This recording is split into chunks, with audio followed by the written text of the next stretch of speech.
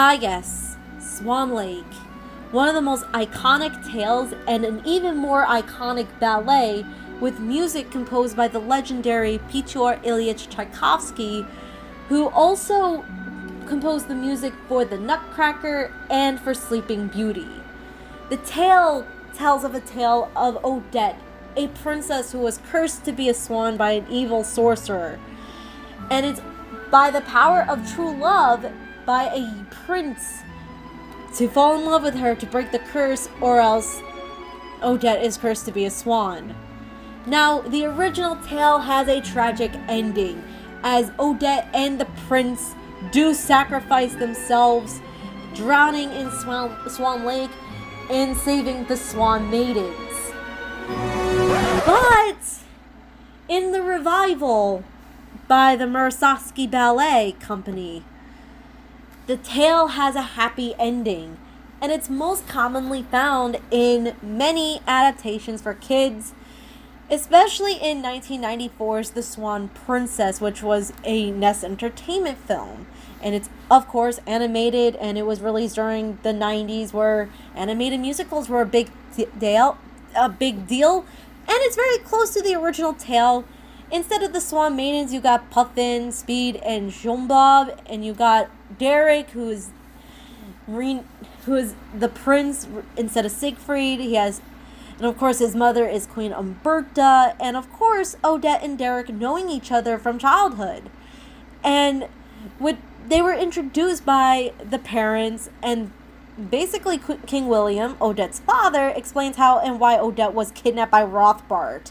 And the character of Odile, who tricks Siegfried in the original tale into falling in love with her, is mainly an old hag, but in the sequel she's known as Bridget, and she's Rothbart's sidekick. And of course, happy ending, Rothbart's defeated. Several sequels later, they're all musicals, but no Tchaikovsky music. What the fuck? But then we come to the 2000s, where Barbie started taking off with its direct-to-video and computer animated movies. And of course, to sell merchandise as well. And these films were part of my childhood. Basically, a major part in my childhood. And the third of their films was, in fact, an adaptation of Swan Lake, which does feature Tchaikovsky's music and the New York City Ballet, based on the choreography from the ballet, obviously. But this is where we are going to be discussing today. Yes, the film is different from The Swan Princess, but it does contain similarities to The Swan Princess, although it does deviate more from the original tale. But we'll discuss these today on Lollypop Discusses. I'm your host, Lollypop081MLE, here today, and yes, this is Lollypop Discusses Barbie of Swan Lake.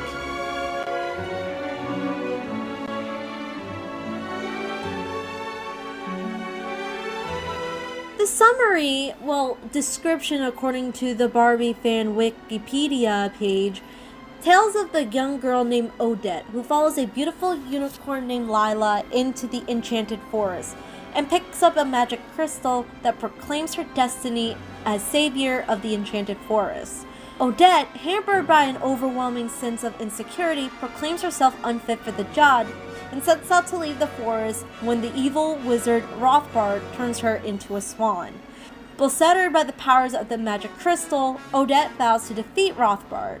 Meanwhile, love blossoms between Odette and the town's Prince Daniel, and eventually, Odette finds the courage within herself that, combined with her intelligence and the true love between her and the prince, proves powerful enough to defeat Rothbart. Now, back in 2018, I did rewatch the film.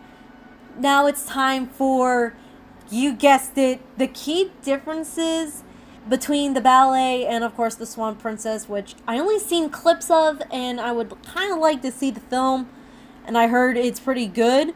So anyways, let's get to the differences between the ballet and The Swan Princess. But first, the major similarities is that 1, Barbie of Swan Lake has a happy ending instead of the original tragic ending. And also, the Swan Princess has a happy ending. 2, the similarity between the ballet and the film, Tchaikovsky's music, and the ballet sequences. But the film is similar to the Swan Princess, as I mentioned before. In this version, Odette is not a princess by birth, but of humble background. She's the baker's daughter, and of course, instead of being kidnapped by Rothbart and taken to the Swan Lake against her will, she discovers the enchanted forest herself when she willingly follows Lila. She's also made into a more dominant heroine in this version. Yes, this is 2003, and Barbie is one of the most iconic toy characters of all time, so that makes sense. And she is declared as being the chosen one, destined to save the forest from Rothbart when she frees the crystal. Another major difference is more characters, such as Rothbart having the Fairy Queen for a cousin. And she's the one that was declared the heir to the forest by her uncle. You have Lila the unicorn. You have Erasmus, who is the troll librarian. And the fairies and the elves, who have been turned into animals by Rothbart, as they replaced the Swan Maidens, and they're obviously not Puffin, Speed, and Jumbob. Anyways, also, it's the Fairy Queen's magic that allows Odette to return to her human form at night, not Rothbart's spell, which, until the Fairy Queen encounters it, counteracts it, it appears to be permanent. And of course, everything is hunky-dory. Now, the framing device is that of Barbie telling the story to her little sister Kelly, who is feeling a little bit uneasy about being at camp overnight for the first time, and tells the story while looking at constellations being started on after fighting Cygnus, which is the constellation of a swan. And it gives you the lesson of, yes, you gotta be brave, that you can be brave and courageous and whatnot. Now, yes, I cannot comment about the animation. Yes, it's dated. Yes, this was meant for direct to DVD and also meant to sell merchandise as well. And yes, this is actually one of the only Barbie films. Actually, it was the only Barbie film where I actually did own all the merchandise. At least almost all of them. At least all the Kelly dolls. Yeah, Kelly dolls were my big obsession of mine back in the day. And I'm only 23. And speaking of Kelly dolls,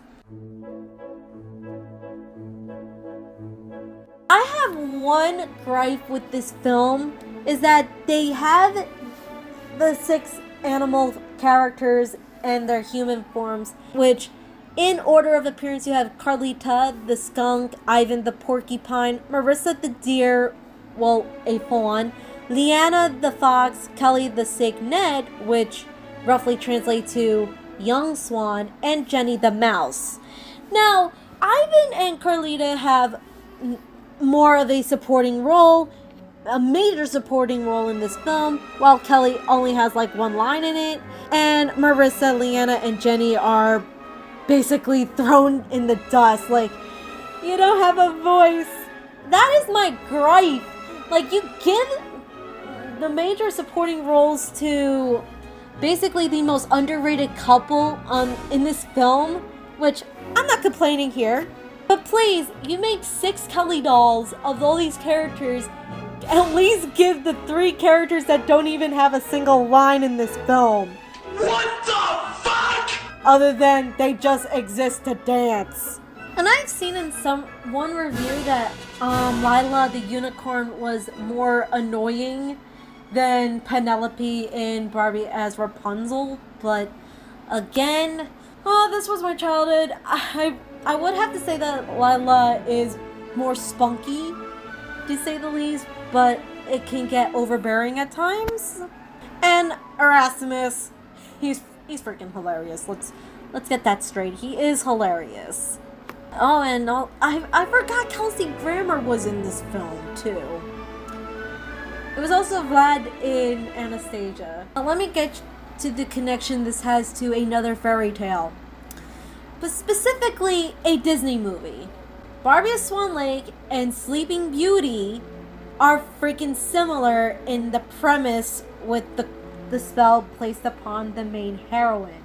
Now, in Barbie of Swan Lake, Odette is cursed by Rothbart and Odile to be a swan, and the fairy queen is able to modify it so that Odette can be human at night, like all the other residents in the forest, which, yes, I do admit they were the cutest in the film, though. And of course, in Sleeping Beauty, Maleficent curses Aurora as a baby to essentially die on her 16th birthday after pricking her finger on a spinning wheel.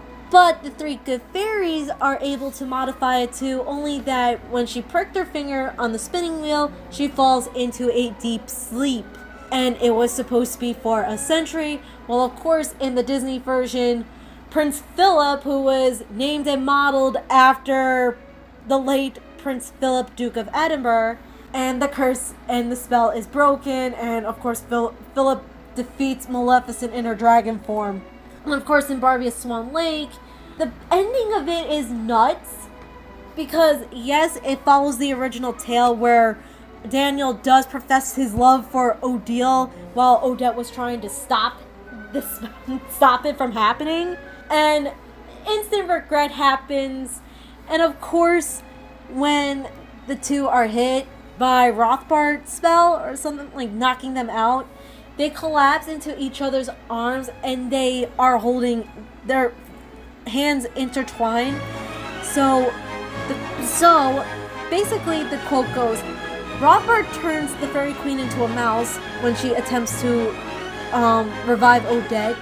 So he attempts to kill Odette and Daniel, but the couple falls into each other, their hands intertwined. And at that moment, the crystal's power explodes outward.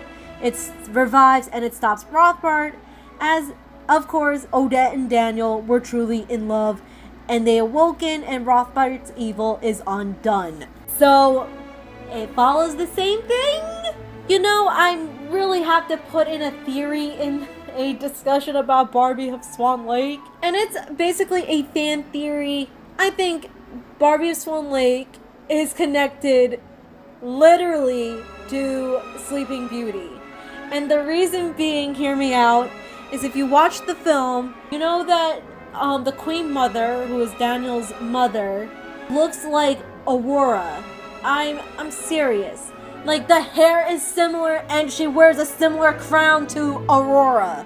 Like, what? So, if I have to set a time period, I would say this would be at least around the Baroque, early Rococo period. I'm not 100% sure because, again, this is a fantasy film we're talking about. And Sleeping Beauty takes place during the 14th century. So I would guess that Daniel is, well, a great, basically a descendant of Princess Aurora and Prince Philip. I can get behind that. But again, the films were made by two different companies. Obviously, Sleeping Beauty was made by Disney, based on the original fairy tale with music by Tchaikovsky. And obviously, Barbie of Swan Lake was made by a different animation company that was producing the films at the time. So honestly, now I'm going to get into a tangent. Well, not really a tangent. Basically, one of the videos I watched on YouTube was like, what dolls would you like to have seen Mattel make for the Barbie movies? And obviously, yes, you want to see the villains as dolls, so that would be interesting. And also, Marie, who was Odette's sister in the film. And honestly, even the Queen Mother would have worked too.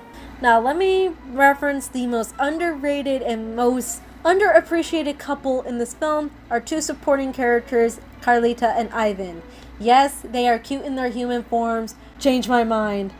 And change my mind when I say, yes, they are a couple. they have a school crush type of love in this film. Where, yeah, they don't kiss or anything like that, because, well, they're Kelly doll characters, but they are voiced by adults, while Kelly, Marissa, Jenny, and Leanna are obviously little 7-year-olds. Their chemistry, the chemistry between Ivan and Carlita is adorable. I changed my mind with that. And obviously, they're getting some appreciation online too. Someone recently, no, before I get to that, I did fan art of these two back in 2018, and I think it was a Lollypop speed art episode. I have to double check that. And someone else also did fan art of them very recently, and I want to show it here because I love it so much. Plus, their dialogue between each other is cute. Like one scene where everyone was helping Odette get ready for the ball, and of course to help break the spell and whatnot. And Carlita was helping Odette, like telling her what to do. And Ivan tries to go and hug her, and Carlita is like, "Quills, Ivan, Quills," and he's like, "So sorry." Oh my god. It's cute, come on. And yes, I do have an upcoming speed art for Swan Lake. One of the songs in the film, obviously, because again, the month of June is all about song for Lollypop speed art, all about art. And I'm not just doing pop songs, guys, I am doing classical too. And yes, it is reimagined, so be patient with me. And also, someone on DeviantArt and even on Instagram requested me to do some Swan Lake fan art too, including one with Ivan and Carlita, a little bit older, and they obviously probably got married and had kids of their own. And even at the end of the film, where the spell is broken and everyone's returned to normal, Ivan does end up joining the dance of the little swans, where Carlita, in this part, Carlita be like, Ivan, what could be wrong? No quills! Okay, enough of me gushing over the underrated couple and about this film. What do I think? It's very underrated and very iconic for the time. And it's one of the only Barbie films where I actually did own all the merchandise in the year 2003 and 2004, where I was like 5, going on 6 years old. And it was an interesting time in my life. And upon rewatching it, it does hold up. It does hold up in story and themes. And of course, yes, the animation is dated. But yes, it is pretty good. Though, yes, the romance could have been better. And obviously, yes, the residents in their human form, especially with Ivan and Carlita, are basically the highlight of the film.